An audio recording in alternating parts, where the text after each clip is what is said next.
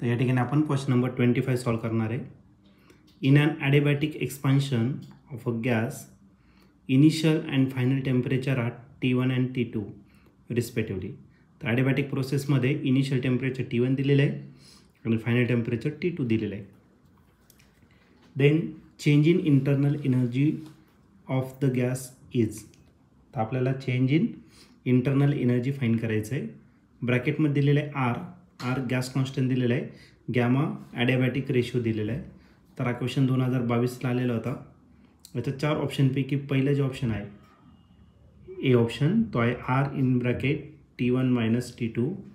बी option आहे R divided by gamma minus 1 ब्रॅकेटमध्ये T1 minus T2. C option आहे R divided by gamma minus 1 in bracket T2 minus T1 आणि D option आहे 0. तर या 4 ऑप्शनपैकी या क्वेश्चनचा करेक्ट आन्सर काय असणार आहे? चला तर सॉल्व करून डिस्कस करूया. तर आपल्याला एक ॲडिबॅटिक एक्सपान्शन दिलेलं आहे. गॅस इनिशियल आणि फायनल टेम्परेचर, गॅसचं इनिशियल आणि फायनल टेम्परेचर दिलेलं आहे. इनिशियल टेम्परेचर T1 दिलेलं आहे. इनिशियल टेम्परेचरला आपण TI रिप्रेझेंट करू आणि तो दिलेला आहे T1. आणि जे फायनल टेम्परेचर आहे ते दिलेलं आहे तुम्हाला T2 इतकं टेम्परेचर तुम्हाला दिलेलं आहे. ओके, तर आपल्याला चेंज इन इंटरनल एनर्जी गॅसचं या ठिकाणी फाईंड करायचं आहे. बघा आता ॲडिबॅटिक प्रोसेस जर घेतलं तर त्याच्यामध्ये चेंज इन हीट हा 0 असेल. By first law of thermodynamics delta Q जो आहे तो असेल delta U plus delta W. Okay, delta Q किती आहे 0. मग delta U plus delta W याची व्हॅल्यू काय असणार आहे? या दोघांची सम 0 असेल. ठीक आहे, पण इकडे प्लस इकडे काय करता येईल तुम्हाला मायनस, म्हणजे याचा अर्थ delta W is equal to काय असेल मायनस डेल्टा यू. आणि जर ॲडिबॅटिक प्रोसेस जर घेतलं तर ॲडिबॅटिक प्रोसेससाठी आपला जो डेल्टा डब्ल्यू असतो तो तर याला आपण काय करू इक्वेशन 1 कन्सिडर करू फॉर ॲडिबॅटिक प्रोसेस.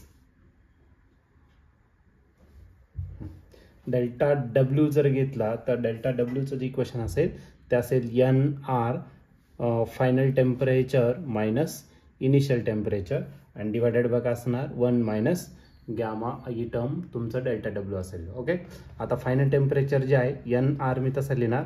फायनल टेम्परेचर या ठिकाणी दिलेलं आहे तुम्हाला T2 आणि इनिशियल टेम्परेचर या ठिकाणी दिलं आहे T1 डिवायडेड बाय काय आलं तर 1 minus gamma.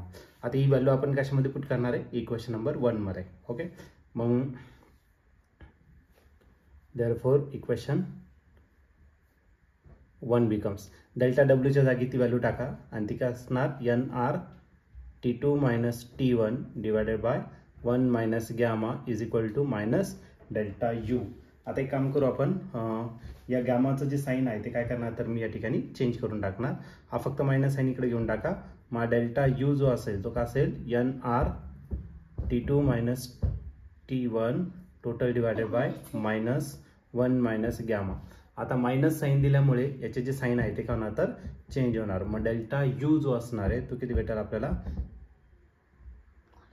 NR T2 minus T1 and total divided by gamma minus 1. हे झालं तुमचं काय तर डेल्टा यू. मग आपल्याला चेंज इन इंटरनल एनर्जीच विचारली आणि या ठिकाणी तुम्ही जर ऑप्शन जर चेक केलं तर ऑप्शन नंबर सी जो आहे तो या ठिकाणी आपला करेक्टली मॅच होतोय. मग चेंज इन इंटरनल एनर्जी असेल आपलं NR in bracket T2 minus T1 total divided by gamma minus 1.